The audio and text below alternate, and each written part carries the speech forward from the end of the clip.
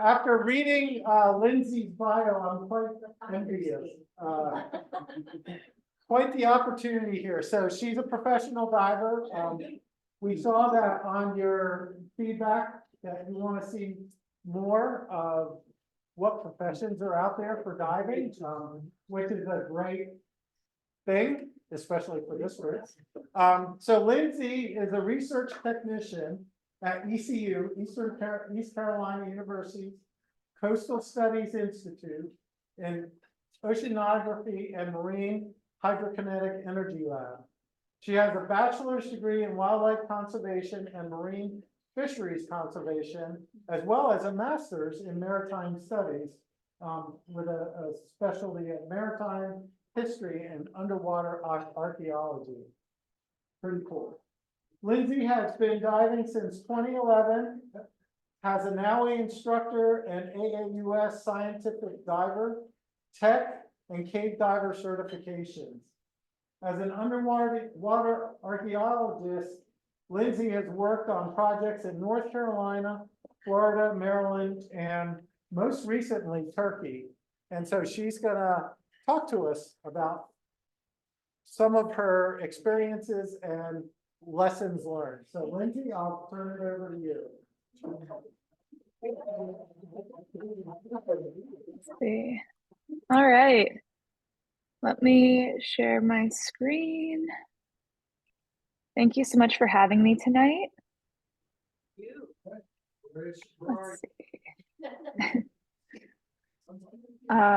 Let's see. All right, can everyone see that and can everyone hear me? That's great. Yes. Yes. Awesome. All right. So like Chris said, my name is Lindsay Wentzel, and today I'm going to be talking to you about some of the recent projects I've done, specifically in Turkey, involving underwater archaeology of some Bronze Age shipwrecks. So just a little outline.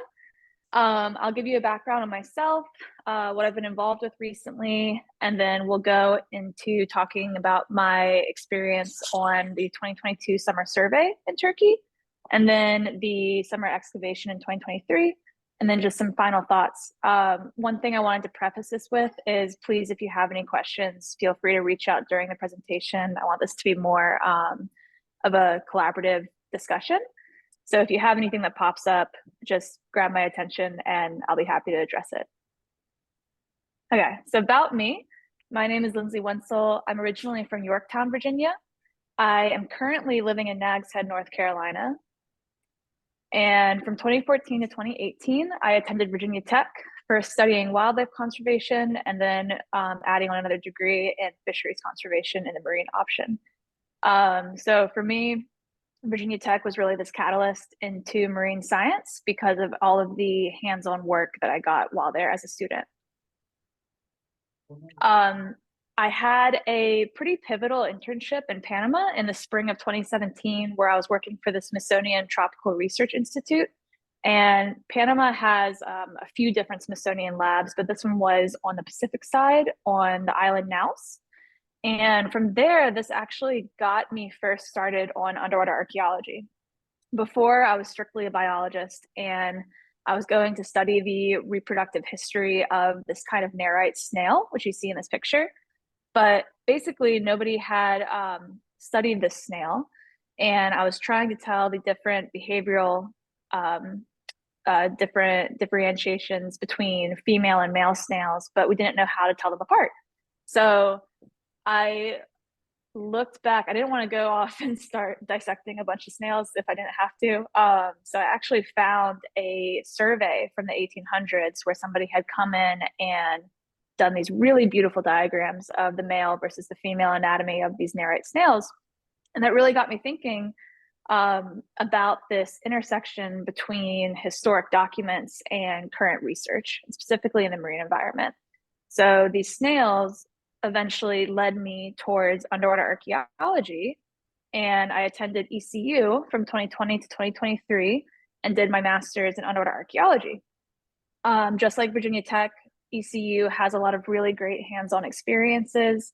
So my master's had to do with a site that was in Cape Lookout, North Carolina. So that's this picture on the left. I'm actually running a sonar over the site.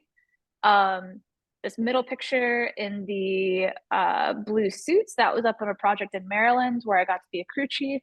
We were looking at the graveyard of Mallows Bay. If you're not familiar with it, it's a great place to go over and kayak. But then moving along, I helped out in a project in Florida where I was helping with the St. Augustine LAMP program. And then this last picture was actually my defense date. You get a little coin for successfully defending your master's. But overall, just a wonderful experience. It's one of the best in the country, and I'm really grateful that I had that opportunity to go there. So my thesis in particular was on something called plum pudding whaling. And if you think about the whaling industry, you have this boom where you're using whale oil as a lubricant or an illuminant. And in 1859, kerosene and petroleum were discovered. So this really sent a shock through the whale industry, and whaling essentially became obsolete after the 1900s. So my thesis in particular was looking at this period of stress between the discovery of kerosene and the final end of whaling, specifically looking at Provincetown whalers. Provincetown whalers had this really interesting method of whaling where they would use, it's almost like budget whaling, but they would use these repurposed fishing vessels. They'd only go out for a couple of months instead of a few years. And because of this, nobody's really studied it that much just because it was such a fleeting time in the industry. But there's actually a shipwreck in Cape Lookout called Seychelles that we've been trying to find, and that was what my master's was focused on. So the current location of Seychelles, it was a shipwreck that was found in the 80s, I believe, but through my master's, I looked at it and found that it was not Seychelles. It's actually a little bit built too big. And I found another piece of shipwreck, this little piece of deadwood right here that I think is a better fit. We'll never know, unfortunately, because you can't identify it. But based off of the wood sampling and the 3D modeling I did, my argument for my thesis was that this is a better fit than the current site. So just a little background on some practical underwater archaeology research. So in terms of diving, I've been diving since 2011. My dad got me into diving when I was, I believe, 14 or so. And unfortunately, I'm the only one that's really stuck with it in my family, but I love it. And I'm really lucky that I get to do it as part of my career. So I started with open water and nitrox, and really until 2019, I was much more of a vacation diver. I did, I went diving maybe 2 or 3 times a year, mostly staying kind of local around North Carolina. And nowadays, I work for the Coastal Studies Institute as one of their technicians, and I do a lot of diving in my everyday life. So in 2020, I made the transition to technical diving, and I started with a group in Raleigh, diving in Mystery Lake up there, and then have since transitioned more to cave diving. So up in the northern Florida Springs, I'll go diving there. I'm really enjoying it. I'm currently working on my side mount transition. I haven't had as much time recently with work, but that's kind of where I'm hoping to go as a diver in the next few years. I also made the transition to leadership. So through Rum Runner, which is a dive shop in Greenville, North Carolina, I became a DAN instructor as well as a NAUI instructor. And we'll continue teaching throughout the summer. Oh, hey puppy. Sorry, I have a dog here with me, so you might hear him in the background. So anyways, while I was a grad student at ECU, I worked for ECU's dive safety office. I was their graduate assistant, which meant that I was assisting with the scientific diving classes that they offer. I was also helping out with projects. Basically, anytime a professor needs something dive related done for their research, our office gets called and we're sent out in the field. So we get to help out with anything from biology to geochemistry to oceanography. It's a really cool position where you get a little bit of everything mixed into it. I started working as a GA for the dive safety office and actually helped out with this project called Waves to Water, which was sponsored by the National Renewable Energy Lab.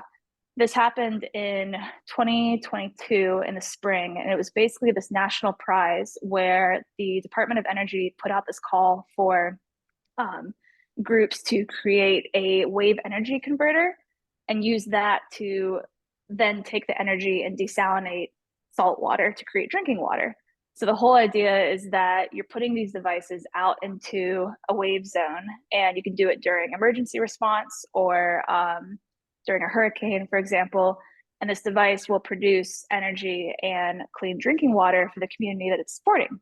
So we had this prize where we had 4 different teams come from all over the country and come from Canada and competed at Jeanette's Pier in Nag's Head here. And I was one of the divers that helped install these devices. And it worked out because from that, I actually got my current position at Coastal Studies Institute. So the Coastal Studies Institute, we're under the wing of ECU, but we're really a multi-institutional research partnership. So we have professors from NC State, from Chapel Hill, from Wilmington, and we all work at this one building in the Outer Banks. And it's just this really kind of beautiful collaboration between oceanographers, biologists, fisheries ecologists. We do a lot of public outreach. We do a lot of student mentorship. But overall, it's a research institute, but really a focus on interdisciplinary and multidisciplinary research.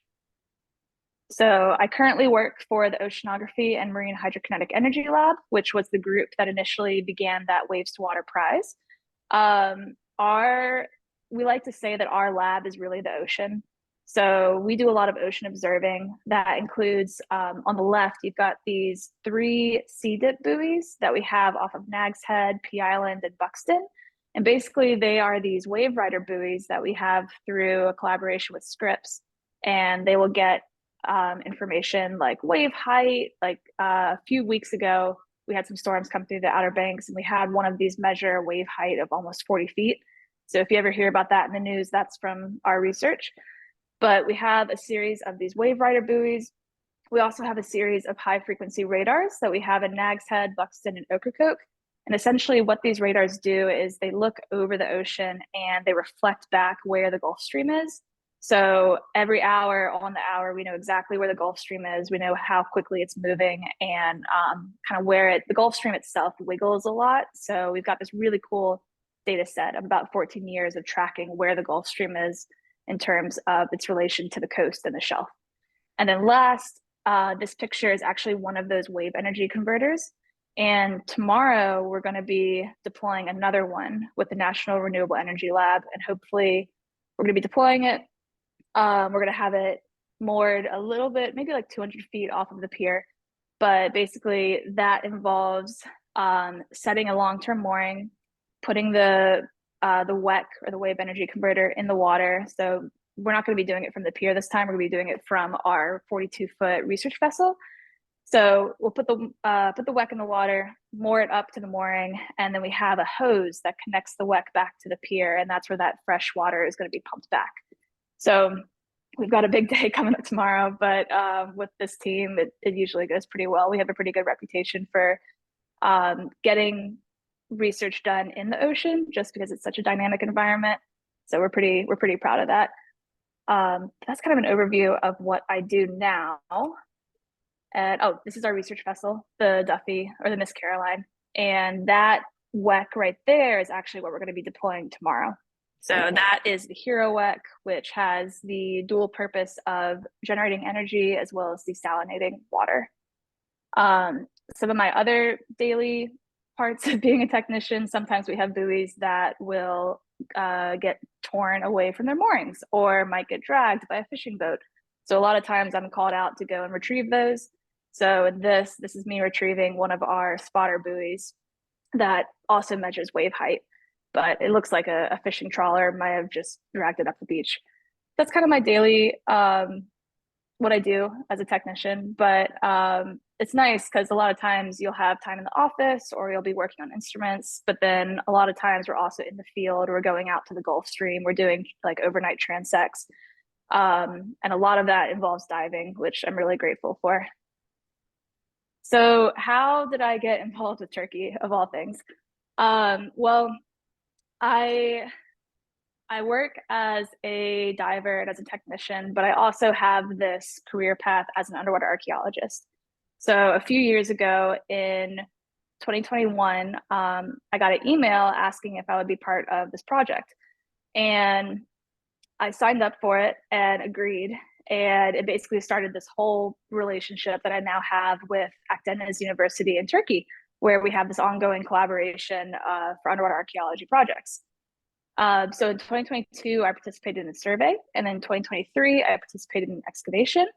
And if you're unfamiliar with the Mediterranean or with Turkey in particular, Turkey is really, the Mediterranean as a whole is described as the birthplace of underwater archaeology. And this is partly just because of the immense amount of human activity that has been in the Mediterranean, as well as the preservation of these shipwrecks. So it started first with the relocation of Cape Caledonia, which is from 1200 BC, and it was discovered in 1954 with a bunch of really interesting pottery, ingots, which, if you're unfamiliar with an ingot is essentially just a large format metal. So you might have copper ingots or tin ingots. So Cape Caledonia was discovered in the 50s. And then shortly after that, Uluburun was discovered. And up until about 2019, Uluburun has been thought of as the world's oldest trade wreck. And both of these sites are relatively close to one another in Turkey. And because of that, there's a lot of underwater archaeology interest in Turkey.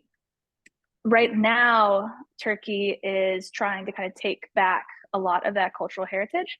So instead of having Americans or the British come over and do these projects, Turkey is starting this movement to really be the commanders of their own cultural heritage. So we're trying to do our best to help and assist with that. So to actually join this project, I had to start in Miami. And as a North Carolina resident, despite DC being closer, I had to go to Miami to get my visa.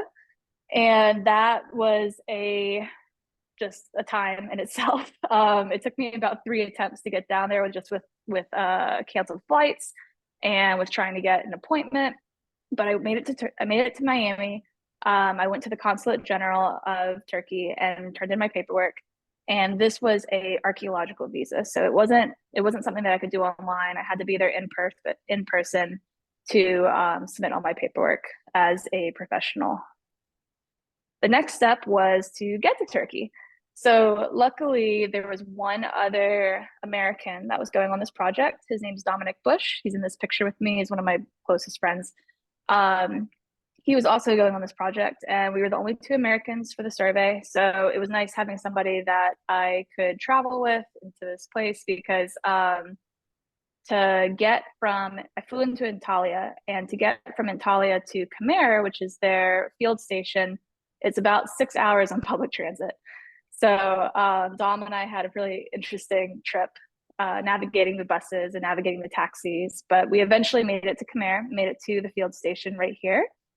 The first night was really interesting because instead of doing any sort of archaeological survey or any sort of prepping, we actually went to a concert in a Roman theater with the, oh gosh, I'm forgetting the band. It'll come to me later, but it was a pretty well-known band in Turkey. And that was a really nice, just kind of like everyone gets to know each other and really team bonding and getting ready for the next day. So the plan for this survey, you can see up in this picture, we flew into Antalya and the field station was in Kemer. Our boat was actually nearby this first triangle. So this first triangle on the right, this is Demre, and our boat was moored there. So we had to take a couple of cars to get from Kemer to Demre. And the plan for the survey was to go all the way from Demre to Kash, which is on this left side. So if you look, those 2 shipwrecks that I mentioned, Cape Caledonia is the one on the right, and Uluburun is the one on the left. So this whole coastline is just full of cultural heritage. It's pretty incredible. Our crew, for the first survey, we had a pretty international crew and a pretty large crew, actually. So we had groups of students, professors, doctors on board, and we had people from all over. So we had 2 of us from the US, some from Belgium, England, Mozambique, Spain, Ecuador, Sweden, Poland, Turkey. Most of the team was Turkish, but it was about half and half Turkish and international, which was a really cool just mix of cultures and mix of opportunity to learn from each other and learn different methods. This was our boat on the first season. Its name is Archaeo. It's actually a converted Black Sea fishing vessel, and it had a couple of interesting quirks, but we all grew to love it. And we had one really tiny galley that we all shared, and then a compressor on the back that we used to fill our tanks. One thing to preface is during this, all of these dives are done on 21% O2. So we don't have nitrox in Turkey. Technical diving or even nitrox is not allowed. It's something that's a little bit more fear-based, that people are, there's a lot of communities that are working to get nitrox allowed in the country, but for now there's just oxygen. So some interesting things. The first day we had our orientation, and we actually went through and designated our roles. Now for the roles, this team was very, very interdisciplinary, and that went for everyone's diving levels as well as like their archaeological skills. So we went through and picked roles that were fit for everybody. I was chosen as one of the dive leads and one of the kind of repair techs. So myself, as well as one of my Turkish friends, Suleiman, we were in charge of checking all the regs every day, filling tanks, making sure that everything was ready to go for the next day. For our checkouts, our PI of the project, or our program lead, he actually used to be an instructor before being a professor. So he went through and just made sure that everybody was up to snuff, everyone was okay. There was a very big spectrum of skill level. So we had some people that had just become divers. They were archaeologists and they had just learned to dive. And then we had people that had been diving their whole life, but had just learned to be an archaeologist. So it kind of really run the gamut. Something I thought was really cool was during our checkout dive was actually on these Roman sarcophagus. There was about 5 Roman sarcophagus just tucked away into this little cove right here in the middle picture. And myself and the other American Dom, we went down and we were like, oh my gosh, like, is this really what we're seeing? They're like, there's no way that this can be a Roman sarcophagus. And we went up to the surface, and the PI said, like, sure enough, yeah, it is. It's a grouping of Roman sarcophagi. And it was wild to us because really anything that essentially, like anything Roman or Iron Age, people in the Mediterranean just like don't really care about. Like it's young, it's not worth looking into. Really the research is focused on Bronze Age. So that just kind of blew our minds, because this is something that I've never seen something this old before, but it's just everyday life for everyone else. So I thought that was really cool. And then this is 2 of our crewmates. This is Celso from Mozambique and Ross from England. So some of our other skills, or not skills, but daily tasks would be taking care of the ship. So we'd need to have somebody at the anchor to pull in the anchor chain to keep it from getting tangled. But basically anything, like once we joined the boat, we weren't archaeologists, we were actually its crew. So that was kind of a cool experience. So some things that we needed to get used to for boat living. We had cabins, and it was about 4 people to a cabin, but the cabins were not for sleeping. The cabins were strictly for storing your stuff. And we actually slept out on the deck every night. So we had some blankets and we had some little padding, but we would sleep out on the deck every night. It was beautiful some nights. It was really windy other nights, but that was just something we had to get used to, and sleeping on a hard floor. Snoring became a very tense subject on the boat because it was pretty hard to avoid it. I mean, this is probably a 50-foot boat, but if you had somebody snoring in the middle of it, nobody slept. So we very quickly kind of had our own little areas around, and anyone that snored was essentially banished to the back of the deck. But it was for the overall happiness of the crew. We also had very limited showers. So it was kind of given to the women that we could shower inside if we wanted. I personally preferred showering outside. I just really liked it. And my friend Dom did not like showering outside, so we just switched. So he had my inside showers and I had his outside showers. And then lastly, so this first time that I'm in Turkey, it's a survey. And instead of an excavation where you're over one site, the survey means that we are constantly moving. So that means that you're not really getting much quiet. And at night, when everything's kind of turning down and we've just finished dinner, the captain is getting ready to move to the next location. So we had to get used to sleeping with the generator on, waking up in a new location, and then even throughout the day, just constantly moving. So really the goal was see as many locations, document as many things as possible. So it was very rare that we spent more than 1 or 2 nights in one location. There we go. So some more of our daily duties. We all took turns cooking and cleaning. Because it was such an international group, we got to do like America Day or Poland Day, and we would make food from our hometowns or from our countries. For America Day, we did a kind of like a barbecue lunch without the barbecue because you're not able to get pork in Turkey. But we did a nice coleslaw and did some fried green tomatoes, which was a very contentious subject that we were cooking green tomatoes and not red tomatoes. But everyone seemed to like it, and everyone was super excited for dinner, which was some watermelon and some French fries and burgers, of course. However, this boat that we were working on definitely had some shorts on it. So while we were cooking the French fries, I actually got electrocuted a little bit, but it was okay. You know, it's part of the job. It's part of the project. So we just had to be extra careful of that. But overall, it went over really well.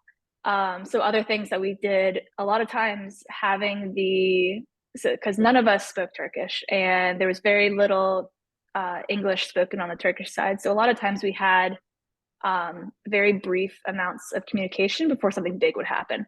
So in this picture, this is my friend Adrian, and we didn't realize it, but we were collecting an anchor from this fishing vessel. So all of a sudden it's like, you know, everyone at their stations, get ready for this anchor to come over. We have no idea what's going on, but we're just trying to do everything that we can and do it in a safe way. So it was a lot of just being on your toes and being ready for whatever comes next, which is exciting, sometimes overwhelming, but for the most part, pretty exciting.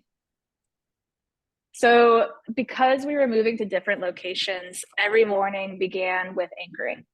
So we would move to our new location and we had this tiny little skiff that would go out and take the stern lines from, well, actually, I guess our boat, Archaeo, would drop the anchor first and then kind of back up and then hand the stern lines to this little boat and then go onto land and find a nice rock. And that would be our anchoring for the morning or for the afternoon. So it was very much a team effort because once they passed that line back to shore, everyone on deck would then pull together and move the boat closer to shore.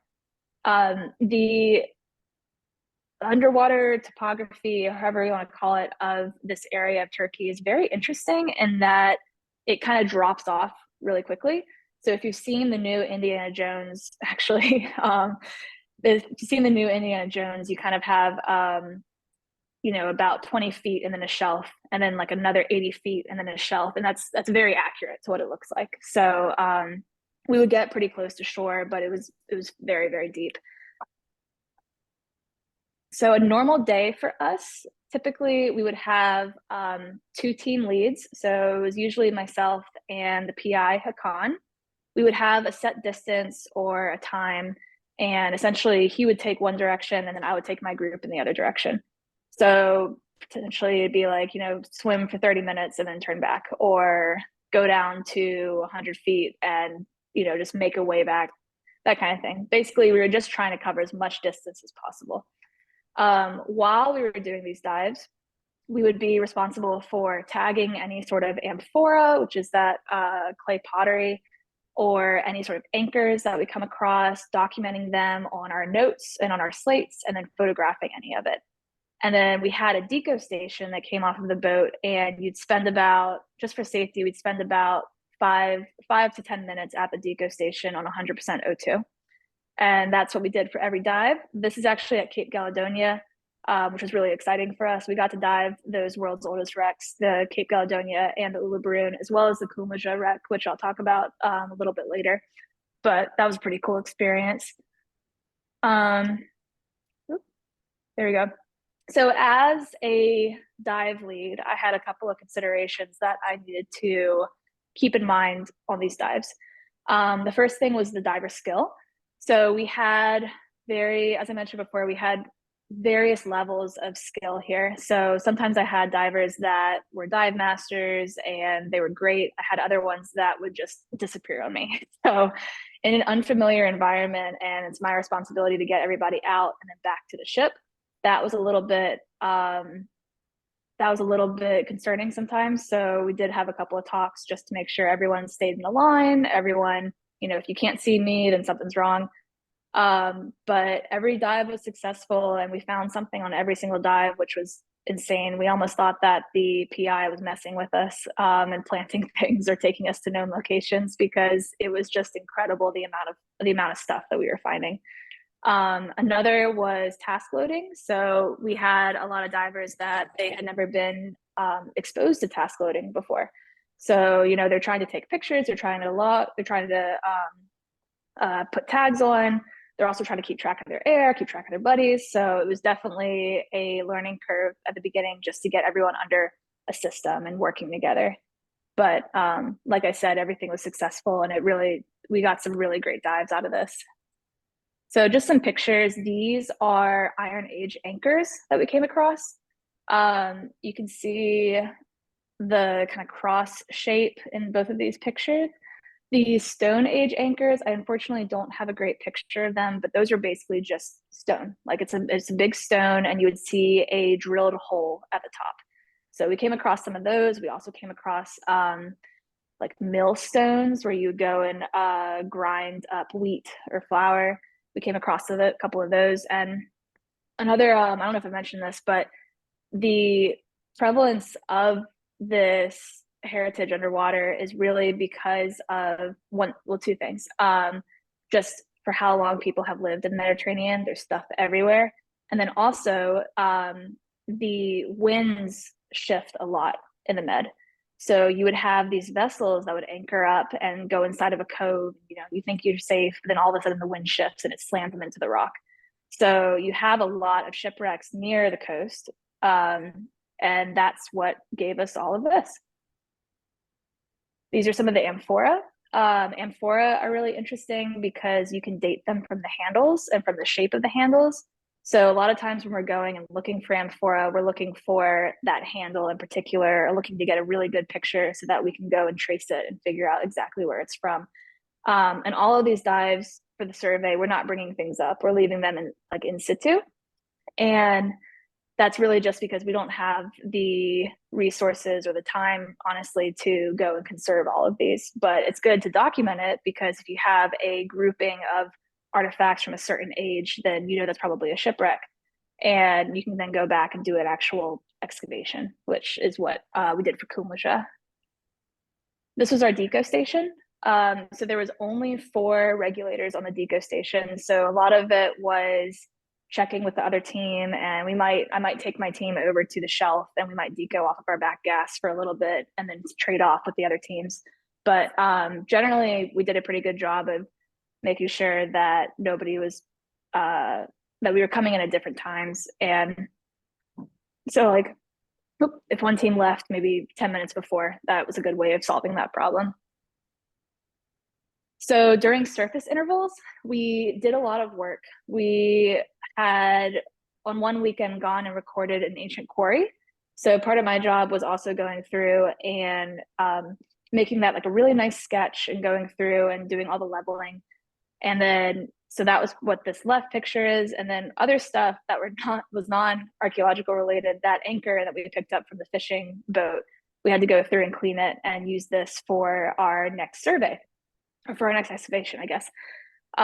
So we had jobs to do throughout the surface intervals, anything ranging from something that was aligned with the project like the quarry, or just something about like helping out the boat or helping out each other. During our time off, it was really exciting because we had all of these amazing historical sites that we could go visit. So one of them was Andriarche, which is an ancient harbor of Myra. And this was Licinian and Roman, dating back to the 1st century BC. We also went out and did some more team bonding, got dinner together, got beers together. It was a really good group and we all got along. So I couldn't have asked for anything better. I love this picture on the left because this was kind of towards the end of our survey and everyone was just like weathered and ready to go home. This was after about like 2.5 weeks or so at sea. And we're coming up on Cache, which is like right where the sun is hitting. So everyone had a great time, but it was definitely time to go home and be on some solid land. Antiphelos is a Licinian theater that's inside Cache. So once we got to Cache, we had a couple of days to kind of chill before everyone head home. So that was the survey. I went back the following year for the excavation. And basically, I was invited back, a couple of us were, and for this, it was going to be the same team, well, some of the same team, but very much different situation. And I'll get into that. So it started again with going back to Miami and going back and turning in my paperwork. This time we had less travel issues, but I actually didn't get my visa until I was already in Turkey, which was a little bit worrying. There was one point where the PI told myself and Dom, who came back again, that he was going to have to drop us off one of the random islands so that we could hide from the government for a little bit. Luckily, that didn't have to happen. But something like really cool about this PI and this project is we had for the survey too, but also for the excavation, we had one of the representatives from the president of Turkey with us at all times. So he essentially wanted to hide us from him.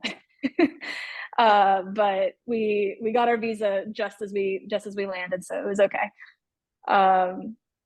So this time, instead of starting in Kemer, we started in Cache. So we flew into Antalya, took the public transit. We kind of understood it this time.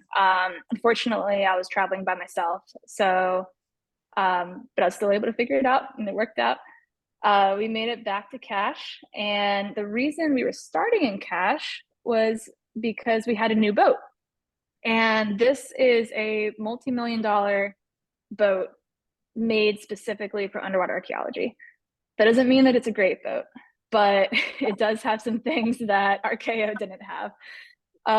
So this is called the UPL, and UPL is a Turkish agricultural company, and they're the ones that mostly sponsored this project. So we named the boat after them. It's about 100 feet, and it has really state-of-the-art applications and just, I'll get into it, but the captain's bridge is beautiful. And we also had a lot more spaces to eat. So this was one of our dining rooms on the right here, kind of outdoor dining area. Definitely more room for people. We had a lab that was used for artifact conservation, as well as any sort of, we have our scooters here that we use to blow off the site for excavation. We had a 3D printer, we had an X-ray, things that we didn't have on Archaeo. Inside here, this giant computer screen was really cool because we had a way to monitor divers now. So you could send a little ROV down there and you could actually watch the divers and have the doctor watch directly and make sure that nothing was happening that he needed to address. We had a kitchen, a really big kitchen, which is great. And then I love this engine room. Dom and I spent one weekend painting the entire underbelly of this engine room, getting it ready because the boat definitely had a couple more months that it needed probably on dry dock to get ready, but it was good enough. So we also had a hyperbaric chamber on board, as well as a fully fit dive locker. And we had beds, which was great. So instead of sleeping on the deck, we had beds and we had a cabin and a bed for everybody. The unfortunate thing was I picked this bed in the back corner on the left, the top bunk. And I picked it because I was like, oh gosh, this is going to be great. I'm going to have this beautiful view. I'm going to have this great breeze. I very quickly noticed that these portholes were actually sealed shut and the AC wasn't working. So I ended up sleeping on the deck anyways, but it was a nice thought to to have a cabin, which was fine. Everyone ended up sleeping on the deck anyways, and I think that that's one of the lessons that you take from a lot of these projects, where you just kind of go with the flow, and it might not be the most comfortable, but it always ends up working out. So we were close with the beds and close with the AC, but unfortunately it just didn't. It needed just a couple more months on dry dock. So the difference between the survey and the excavation, we were only in one spot. So we were over the Kumluca Bronze Age wreck, which had been discovered in 2019.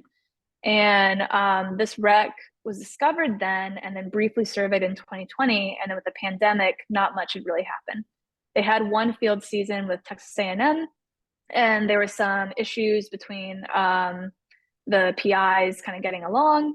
So they stopped their collaboration, and then essentially nothing had been done. So we were coming back to the site and we didn't quite know what to expect. You have to worry about these sites about like looting or people coming in and trying to take artifacts. However, this site, the Kumluca Bronze Age wreck, it ranges from about 130 to 170 feet. So we had more confidence that it wasn't going to be touched. So that was good. But we had this long-term moorings. That anchor that we had been cleaning the previous summer was actually out here, and that's what the boat attached to. And then we did the same thing where we attached to the rock and just kind of nudged ourselves back in this cove. So from this picture, the wreck is directly under us, and there's actually a little kind of sea cave that goes back there. It's really interesting just site to dive in general. So this was our crew. It was smaller than before, and people also stayed longer. So this excavation, I was there for about 6 weeks or so. There were some people that stayed for about 8 weeks for the entire duration. But we had fewer people rotating, so we really did get closer as a crew. It was a majority Turkish crew. We also had 2 conservators from Istanbul and Ankara on board with us. So anytime any artifact came up, they were the first ones to touch it and the ones that dictated what happened to it. We had 1 dive safety officer. So that is Fatih. He's on the left, the second one on the left. The one on the far left is Hakan, our PI. Fatih is actually the youngest GUE instructor in Turkey. And he's one of the ones that is trying to lead technical diving in Turkey. All of his his doubles and everything that he has for technical diving, he's smuggled in through Germany because of these strange rules. So he and his dive club are really trying to make a difference and get technical diving recognized in Turkey so that it can be safer. We also had 3 doctors on board. We only ever had 1 at a time. They would rotate, but it was the 3 lead doctors from Istanbul and their hyperbaric medicine. Turkey has a pretty large hyperbaric medicine program. So this gentleman on the far right was one of our doctors. And then we had 2 others that came and stayed with us for about a week to 2 weeks at a time. In terms of international crew, it was much smaller this time. So we had myself and Dom from the US. We had 2 of the leading archaeologists from Mexico for underwater archaeology, Roberto and Mariana. We had 1 student from the UK, Ross, and then a team from Poland that came in. So when Dom and I left, the team from Poland came in and took our spots and helped out for the remaining of the project. And then other than that, it was mostly just Turkish teams. We had students of Hakan, so like master's students, PhD students. We also had just other Turkish researchers that were spread throughout the country. They came and joined us for this. So it was still very interdisciplinary and collaborative, but overall great experience. So for the site, I mentioned before, the site is located at about, I think the first ingot was around 130 feet, but nowadays, since most of the more shallow ingots have been removed, it's around 150 to 170 feet. It was a Bronze Age ingot carrier. So it's these big, large format copper ingots. And you can see where they're, the way that we're able to date this wreck is because of the shape of the ingots. So they have this like nice pillow shape. And that's how we know that it was early. This was the third year of actual excavation, which meant that a lot of the upper level ingots had been removed. So now we're getting to the really exciting stuff. So we're getting to like the artifacts from the crew, we're getting to personal items, stuff like that, instead of just plain ingots. And then it's currently the world's oldest trade wreck. I've heard rumors that there's one that might beat it out by about 50 years, but currently in literature, it's the world's oldest trade wreck. And that about like 3,500 years old, 35, 36. So this picture, when we got to the site, we had to go and clear. They had put a bunch of rocks on top of it to kind of hide the ingots. So the first thing we did was we went down, removed the rocks, moved them to the side. And then I'll show you a picture of it, but we used an airlift to then remove some of the sand. And then finally, once we had access to the ingots, we went down and we marked each ingot. So I'll get into it a little bit more, but essentially for the excavation, you were given an ingot and that was your ingot for the excavation. So that's how we kept track of it. In terms of safety, those computer screen or those TV screens that we had was really helpful because we had a little ROV that we'd bring down every dive and the doctor would be right in there watching.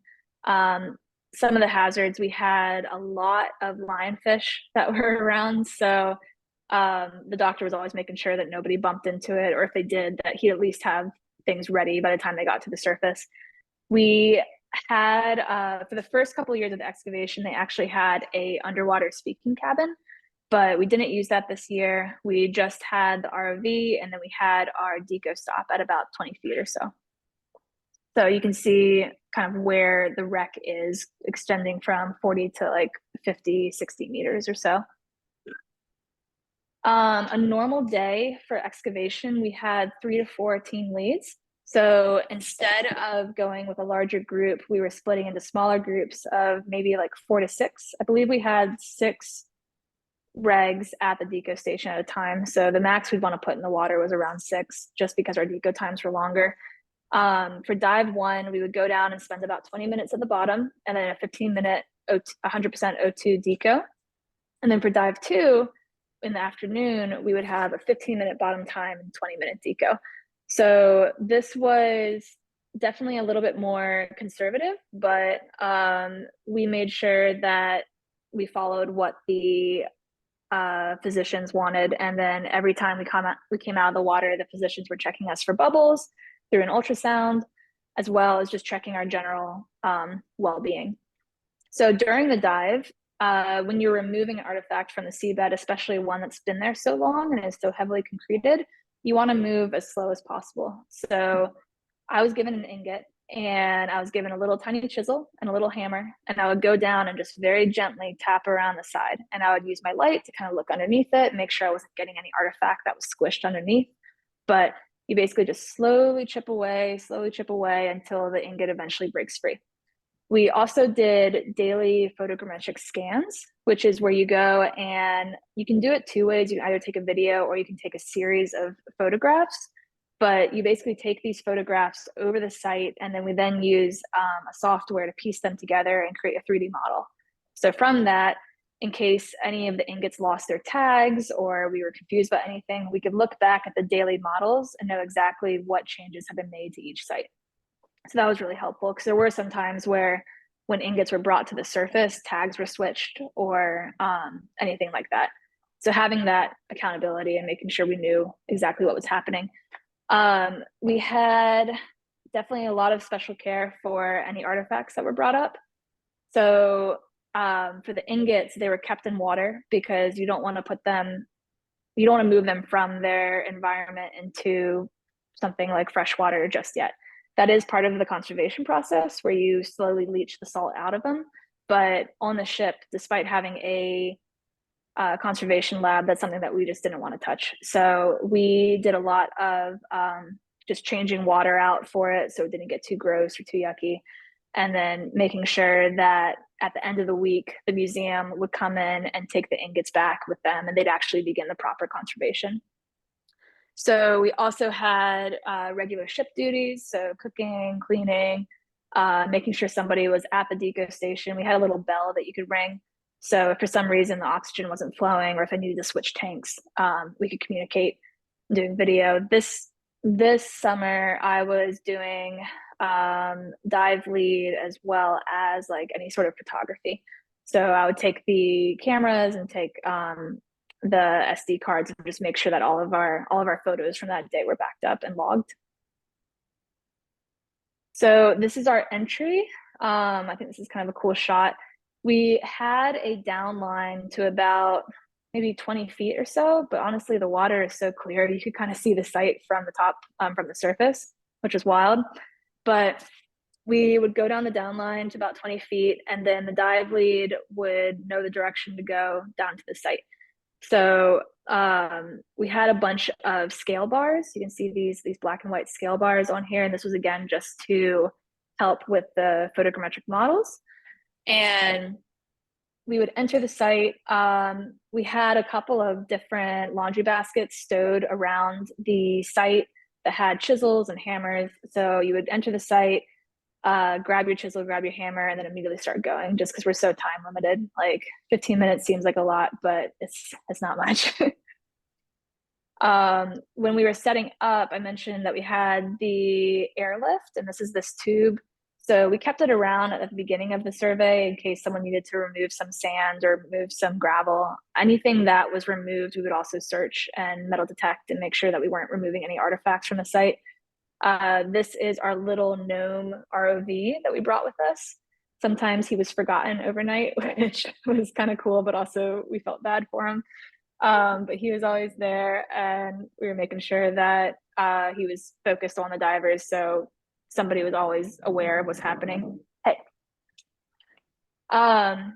This was during the excavation, so you can see the airlift is being used to pull away any sort of extra gravel and sediment. And then you have lights underneath, because you don't want to just haphazardly go and start hacking away at these ingots, because while they are still pretty sturdy, if you hit a concretion the wrong way, it might break off a piece, or basically the ingot has this concreted layer around it, and that's what protects it. So we didn't want to accidentally go too much or cut too much off, just so that its long-term survival will be better. That's more of the airlift and two of our divers going down and checking. And then some of the hazards, I mentioned that there was a lot of lionfish, and they were very aggressive lionfish. So part of that kind of setup in the beginning was if you had any lionfish around, you kind of had to chase them around with your hammer a bit without getting stung. But some of the other hazards, so I mentioned that we had a doctor on site always, and they would be checking us for bubbles and making sure that we didn't, blow our deco stops or anything like that. My friend Ross was the only one to ever have bubbles in his system, and I don't know if it's related, but he's also the only one that would excavate entirely upside down.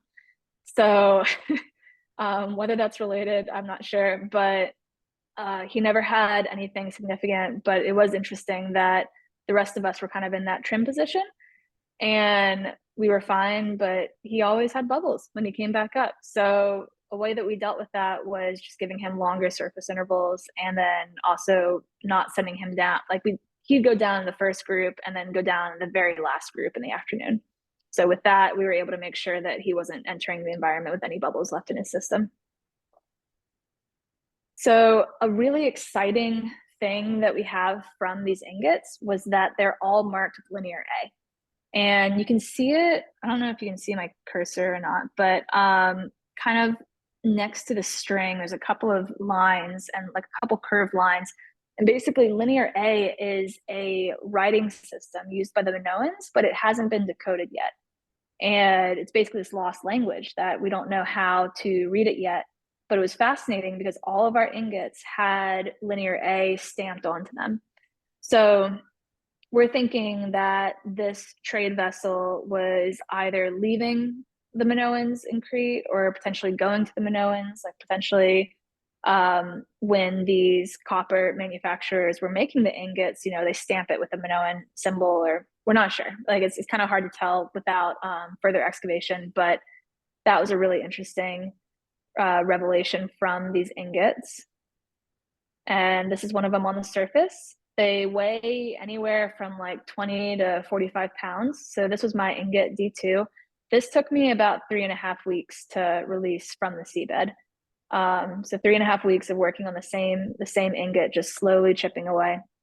And you can see a little bit of the copper oxidation on here. This blue oxidation is okay because it has that protective layer, but ideally we don't want to keep it out of the water for too long. So we want to keep it in the water, keep it wet, keep it in its natural environment, and then send it back to the museum as quick as possible. One of the other interesting things that we found, so I mentioned that we're starting to get to more of the crew's personal artifacts. So we actually found a little tin bowl, and that was the first thing that we had found that was different from an ingot. So this bowl is, you can see it at the center of this scale bar matrix thing.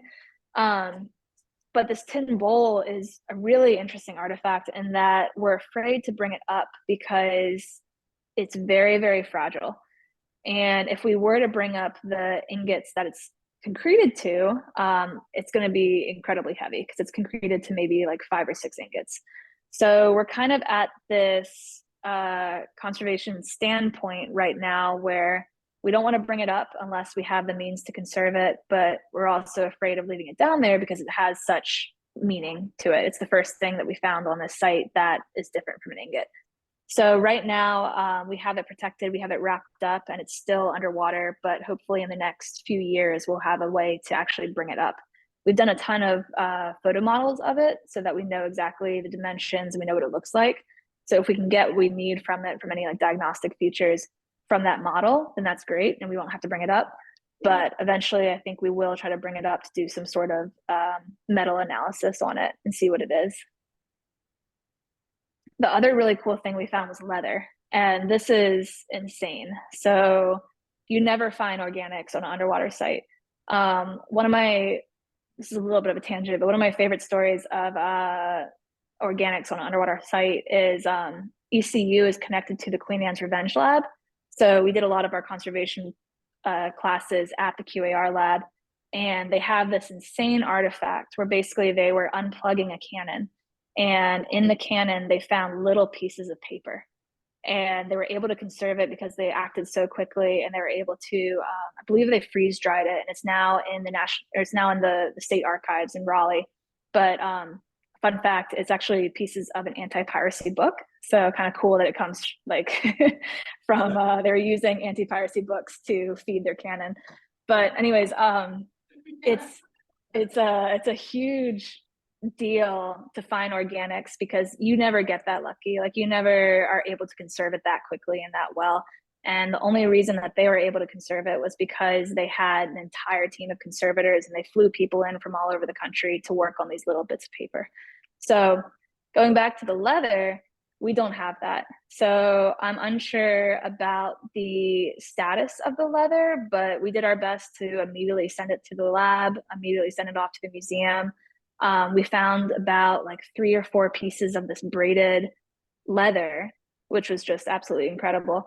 And I'm hoping that it's going to make it through conservation, but unfortunately, sometimes organics just don't make it. But we have a lot of photo documentation of it, and hopefully we'll be able to glean any information from that we need. But kind of crazy to hold, 3,500-year-old leather. This was our deco station, so it was much bigger than last time, which was great. We also had longer times at deco, so we would keep each other entertained by like Sudoku or little thumb wrestling matches, whatever we could do to keep ourselves entertained for 20 minutes.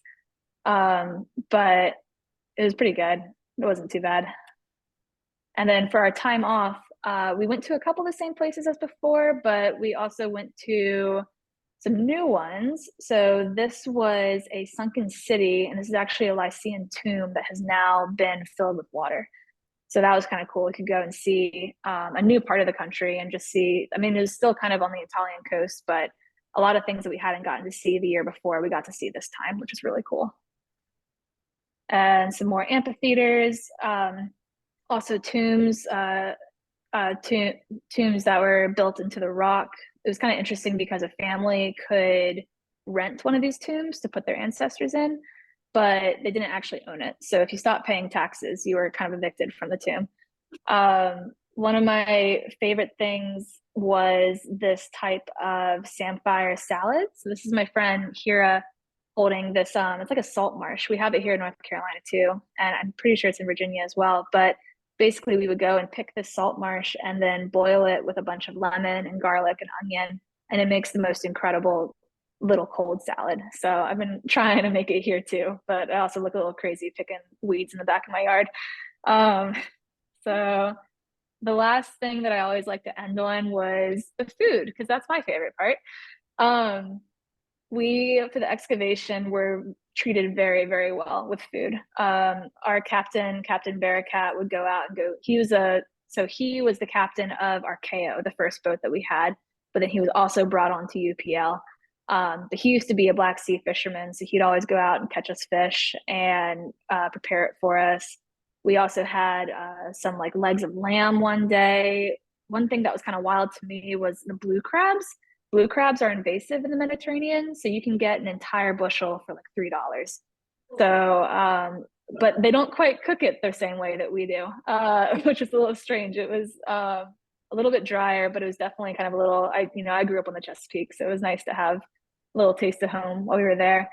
And then, of course, every single meal is going to have a salad. For breakfast, we usually don't have what we would typically think of a breakfast. Breakfast in Turkey or in the Med is usually cucumbers, tomatoes, cheese, and some olives. So that's like your breakfast. So definitely getting used to different food, but it was always delicious and fresh. So with that, I'll take any questions. Yeah.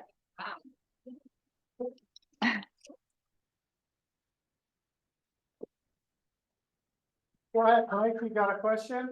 Yes. Yeah. Dive times and deco times, but she didn't list the depth. How deep were they, guys? How deep? So, oh yeah. For the survey, the dives were anywhere from 80 to about 110 feet. And typically we'd have the more advanced divers, so we'd be in a line. So the more advanced divers would be at like 100, 110, and then some of our newer divers would be more at like 80. And because the viz was incredible, we could just move in a line and be about 15 feet from each other and be okay. For the excavation, those dives were consistently around like 150, 160 feet. So one of the ingots that I worked on was at about 170 feet. But that was the deepest that we ever went. Go ahead. Okay, that keeps the questions going, because I think you said that nitrox was taboo there, so what gas were you using? We're using 21% oxygen, so just air. Because at that depth, nitrox isn't going to help so much. If I could change it however I wanted, I would want to have probably everybody with stage bottles, but we just didn't have that ability. So everyone was diving air, and then you would deco at 100% O2. Okay. Mm-hmm. So what of all the things you saw, what made you say wow the most? Oh gosh. I mean, the leather was pretty incredible. That was really, really cool. In terms of, yeah, I think in terms of like archaeology, I think the leather was the coolest thing. In terms of just like general being there, one of my favorite things was every night when the generator would turn off, the lights underneath the boat would come on, and a lot of us would go out and just go free diving under the boat. And it was incredible because you'd have these little tiny fish that were eating the phytoplankton on the light, and then you'd have the bigger fish stalking it, and then you'd see these like circling barracuda underneath that are just like coming into these big schools of fish. And it was like, I was like, oh my gosh, like I feel like I could pay money to see this, but I'm seeing it every night before I go to bed. So that was really cool. I really liked that. Very good. Any another question? Yeah, I grew up a big fan of Jacques Cousteau. Would you Oh yeah. say that he's basically the godfather of modern underwater archaeology? So he definitely had some influences, but our I think our person would probably be George Bass. So George Bass he kind of started the program at Texas A&M, and he was the one that did Uluburun, or sorry, not Uluburun. He did Cape Caledonia, and then his protege Jamal Black did Uluburun. So that's kind of been our lineage, and then we have a couple of like William. The name's escaping me right now, but essentially George Bass started underwater archaeology in the US because of his work in the Mediterranean. And then that started mostly at Texas A&M, and then extended to ECU, and then now West Florida. So right now there's only 3 programs in the country that do this kind of work. And depending on what you're interested in is kind of where you decide to go. So if you're interested in the classics or interested in the Mediterranean, like more cerebral stuff, you typically go to Texas A&M. And then ECU is kind of known as being like the blue collar workers. So we do a lot of really gritty, muddy, like a lot of our training grounds is in the Tar River in Little Washington. So we call it archaeology by braille because you can't see what you're doing. You're just going through and hoping that you're feeling the right thing. But so we do a lot of just like, you know, muddy, shallow, that kind of stuff. And then Florida is mostly Spanish influence. But I think, long story short, I think George Bass would be our main guy, but Jacques Cousteau definitely had some sort of influence on the field just as a general, especially like diving practices. Do you have a question, Jim? I was wondering, did you figure out what type of leather it was? Like, is it cow leather? Is it what? No, not yet. Because the leather was found right before I left. As far as I know, it was set straight to Istanbul, so I haven't heard any updates, unfortunately. But that would be fascinating to find out. Jeff, you were working on such an incline. Normally we think of excavating a wreck, you were on a level, on horizontal, but you were on. So the incline was wild.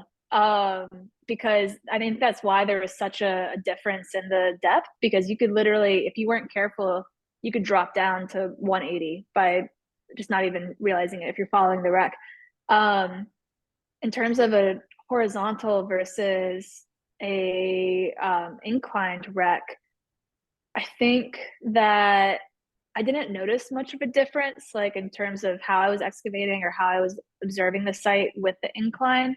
I've worked on sites that are pretty flat, and it's just nice because you can kind of get a bit of a better view of it, you know, like, so when we go down and address a site as an underwater archaeologist, you first go down and do a mud map. Basically, it's just a quick sketch. So you're like, okay, I see the anchor over there. I see this, you know, you're trying to get this basic idea. And I think when sites are horizontal, it's a bit easier to wrap your head around a site and kind of orient yourself. With the incline, it definitely was a little confusing at first, just because things don't quite look as they are. But after spending so much time on it, it kind of became the same as the horizontal, I guess. Does that answer that question? I was thinking about what happens when you break an ingot loose and you suddenly have the potential of 40 pounds and you've got to try to support in a climbing situation. So work loose, okay. Luckily, I think the ingots were so heavy that they never slid down. So if you broke an ingot loose, it would kind of just fall back into its concretion. We lost a couple of scale bars, but that was only because they'd kind of, if they picked up, they'd just shoot down to the bottom. But in terms of things dropping, we never really had an issue. The ingots were pretty heavy. But also whenever we were removing an ingot, or especially when we started finding like the tin bowl or the leather, whenever we started actually removing it, we'd make sure that there was multiple divers there. So one diver would be in charge of actually picking up the ingot, placing it in a basket, and then the other diver would be at the bottom, making sure if anything fell, they caught it. So we had little Ziploc bags that we brought with us, and that's like what any sort of organic material, or sometimes we found one piece of amphora on the bottom of an ingot, and it was cool because once I think it had been, I think it actually, this kind of hole in the rock was an amphora, because when we lifted the ingot, it was this like smooth interior and it had little bits of amphora inside. So we were able to kind of reach in and grab those pieces and bring them up. And we did find a handle, but right now it's a little too concreted to tell the shape of it. So that's another thing that was sent off to the museum. Kelly? But why did the ship not continue to fall down the incline when it wrecked? When it wrecked, I think it did. So that whole, I mean, you've got the different shelves, and my theory is that it hit the rocks at the very top, and probably the original site extended probably from 20 feet to 200 feet. That's what I'm thinking. But the only pieces that are still there are what was underneath the ingots, because there's enough weight for it not to fall down. So you have, I mean, there's probably like 300 ingots in this one little site, but all of that weight kept it on the incline. And I'm sure there was artifacts that were lost, but it does look like it kind of scattered down the hill, because a lot of the ingots we're finding now look more stacked, but the first ones that we found were spread out. Does that makes sense. answer that? Yes, thank you. Mike? Did you find any sort of indications, be it metal fittings or depressions in the seafloor or anything that gave you some sort of idea of what the configuration of the original ship itself was? Yeah, I wish. No. There's a huge problem with teredo worms up in the Med. So much of, well, pretty much all of the original structure of the boat is gone. So we're trying to infer the structure based on how the cargo is. So it's, you know, you get some bias from the slant and from things shifting around, but we haven't found anything that relates to the actual structure itself. We found some, I believe in a previous season, we didn't find any this season, but in a previous season, they found some little merchant weights. So that was kind of cool. They also found some little, it looks like fishing weights, but basically it's like a stone that has a smoothed kind of center. It's like almost like this, but where you would have a line that goes around it. So they found some of those, and not much else. But yeah, I don't have a ton of hope of us finding anything that relates to the structure, unfortunately. But the more levels that we lift, for the more of these ingots, like we might find something. I think they found, I don't think they might have found a bolt the first year, but I don't believe there's been any follow-up on that, unfortunately. How deep was the actual bottom of that, and did anybody search for extra stuff? May have slid down, or? There was a team, there was a tech team that went down the first year, and they were just on doubles, I believe. But I think they said the deepest it went was like 215 or so, and then it flattened out. So yeah, I believe Fossey was part of that crew that went down the first season and went down and did a full survey at the bottom, and they said they didn't find anything. So we're thinking it's just isolated to that one incline area. Very cool. Last question. Well, there's one behind you. So you say you've been getting into cave diving. I was Mhm. wondering whether that supports your underwater archaeology work or whether that's just an interest of yours, a hobby. So the cave diving is so that I don't lose interest in diving. Like, I really love diving, but I have noticed that when I do shipwrecks, I can't help but think of work. So I enjoy cave diving so much because it's so different. And I've looked into a little bit of like cave archaeology. There's a couple of things in Mexico that I'm interested in, which I'd be interested in doing a project, but I'm not trying to devote like a PhD or anything to it. But yeah, cave diving has been just more of like a pure interest and something that's fun and that I can do, and I don't have to worry about it ever really relating to like my career, I guess, which is kind of a weird way of thinking. Like I love diving. It's a huge part of my life. But it's nice to have something that hasn't been like tainted with work, you know. Chip, we have one more question? Yeah, I will throw out a couple of names for you because they have a connection to the club. And the first is Avery Paxton from up around North Carolina, that area with Morehead City, Avery Paxton. Avery Paxton. I don't think I'm familiar.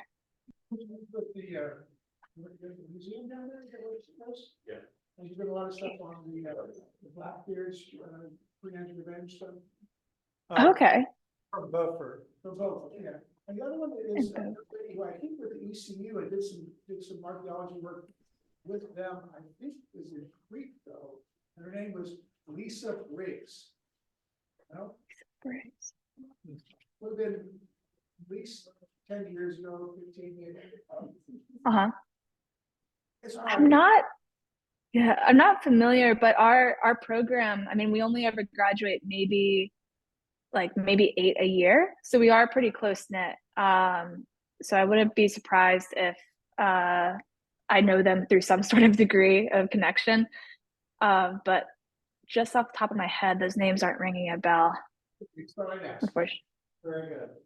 Any other last minute questions? All right, thank you very much. This has been wonderful. We wish you all the luck in your career. It's quite an exciting career. And we're all good.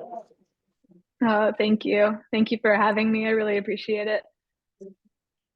And if anyone has any questions, feel free to reach out. We have a really great internship program. So if you know of any like high school age kids, I'd love to get more people into the field. Very good. Thanks. Thank you. Cool. Thank you. Thank you. Fantastic. Have a good night. Thank you.